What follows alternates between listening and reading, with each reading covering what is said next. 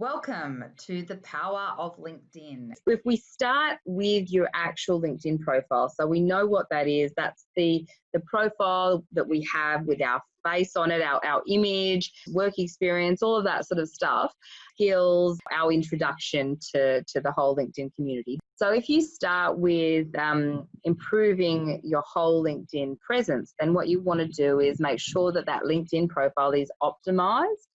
So using the search engine optimization, so your SEO principles of optimization, so pulling out your keywords and making sure that your whole profile is rich in those keywords, and really simple things like making sure it's populated. It sounds a bit silly, but a lot of people don't fill in all the main sections in their LinkedIn profile. Make sure you've got a photo, make sure you've got a background image, and make sure you've used all your skills and you've got some recommendations and that you've actually taken the time to write a good summary headline. But most people think that's where it ends. That's how you do LinkedIn.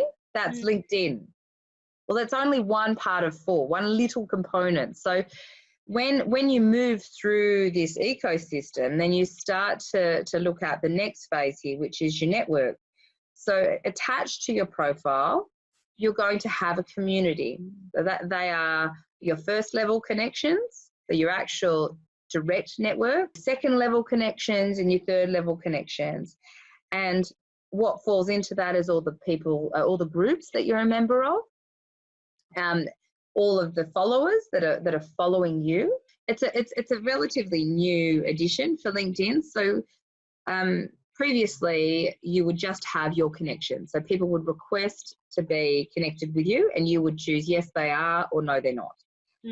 With the advent of the rest of the social media channels and the way that they work and interact, LinkedIn made a change that allowed people to follow you without being connected to you. Very similar to an Instagram, very similar to a Twitter. So you can be followed by people that, unless you block them, by people that you don't know are following you. Wow, I didn't know that. So that's a good one. So that's important. So your network, your community is much larger than what it used to be. And what that means is that you touch more people with your content and your engagement and your social proof. So you can access a bigger audience than ever before. And then your hashtags, because obviously that's a relatively new one as well, isn't it? Exactly. So hashtags, again, with the advent of the other social media channels picking up on this. So again, Instagram, Twitter, these sorts of really instantaneous platforms, LinkedIn got on board and started to accept the use of hashtags to form little mini communities around topics or ideas or concepts. And those hashtags are now part of the things that you can follow, part of the types of things that you can follow. So not only can you follow people, you can follow groups and you can follow topics and hashtags. So that works both ways. You can follow something for information purposes, or you can post to that community. So you can access that community in a really direct and strategic way. So that is, a new thing that that LinkedIn does. And this network piece, if you've got the best LinkedIn profile in the world, but no network and no strategy around your network, what directly feeds into that is social proof. So your ability to build your network is going to be based on your social proof. And this is the key reason for this, is because your social proof, the only way to grow a network is to reach out to people.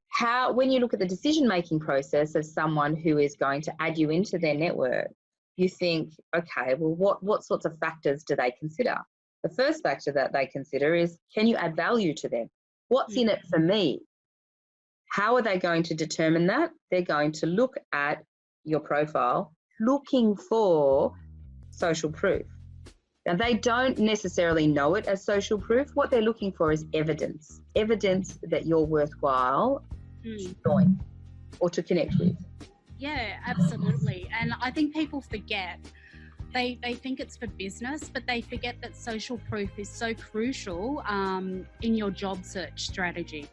Exactly. When you look at the recruitment process, then it's all about evidence. It's all about social proof. And the method of getting that evidence is usually interviews and resumes and LinkedIn now. So if you can strengthen your social proof, so your evidence that you have the skills that you have, that you've got the knowledge that you have, the proof that you can do what you say you can do, then your application, your search for a job is only going to be stronger.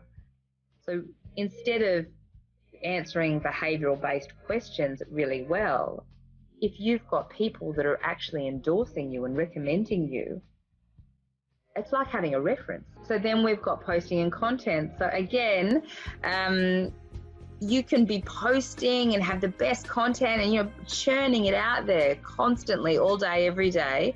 But if your other pieces to this ecosystem are not right, you're not going to get an effective outcome. Because when you look at your posting and the types of posting that you're doing, people will always come back to your profile and they will review who you are.